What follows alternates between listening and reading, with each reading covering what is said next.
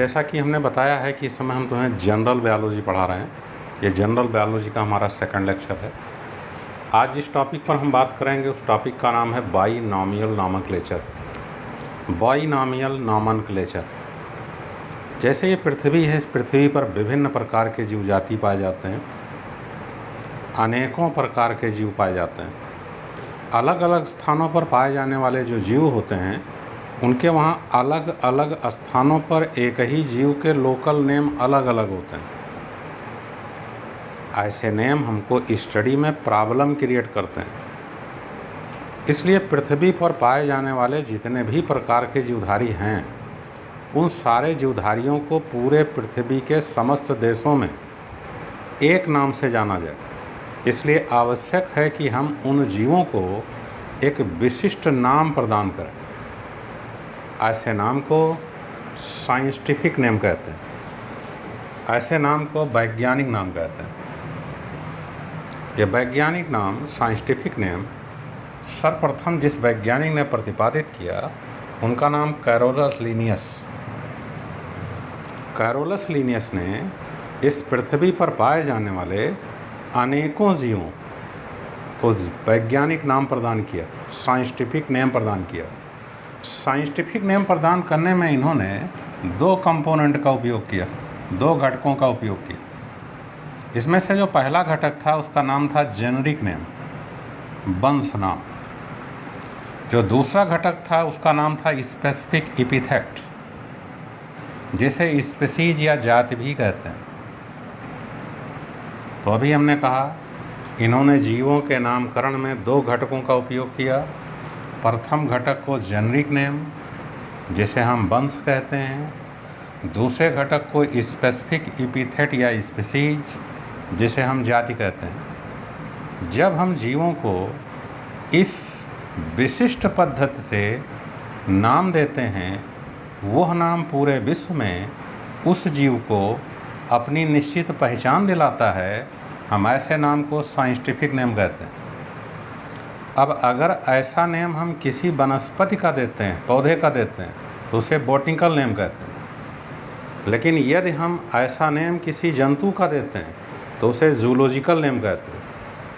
इस नेम देने का प्रिंसिपल्स, इस नेम देने का क्राइटेरिया इन संस्थाओं ने निर्धारित किया। जैसे ICBN, international code for botanical nomenclature, जैसे ICZN, international code for zoological nomenclature. जैसे वनस्पतियों के नामकरण का प्रिंसिपल एंड क्राइटेरिया ICBN द्वारा, जंतुओं के नामकरण का क्राइटेरिया ICZN द्वारा प्रतिपादित किया गया।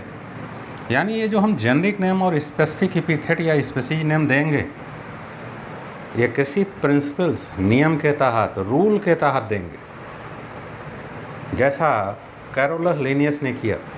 इन्होंने जेनरिक नेम और स्पेसिफिक एपिथेट दो घटकों का उपयोग किया किसी भी जीवधारी के नामकरण करने के लिए।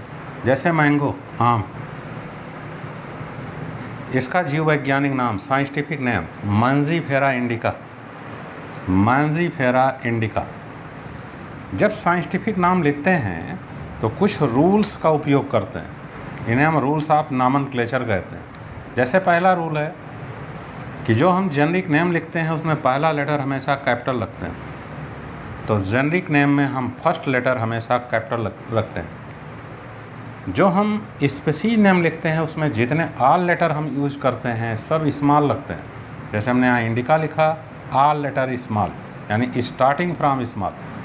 इसका दूसरा नियम है कि हम जेनरिक नेम और स्पेसिफिक एपिथेट के बीच में कोई कामा नहीं लगाते हैं, कोई फुल स्टॉप नहीं लगाते हैं, कोई डैश नहीं लगाते हैं। इसका जो तीसरा नियम है वो हम इस जेनरिक नेम को और इस स्पेसिफिक एपिथेट को सेपरेट अंडरलाइन करते हैं, अलग अलग अंडरलाइन करते हैं। जैसे हमने मांजीफेरा को अलग अंडरलाइन किया, इंडिका को अलग अंडरलाइन किया।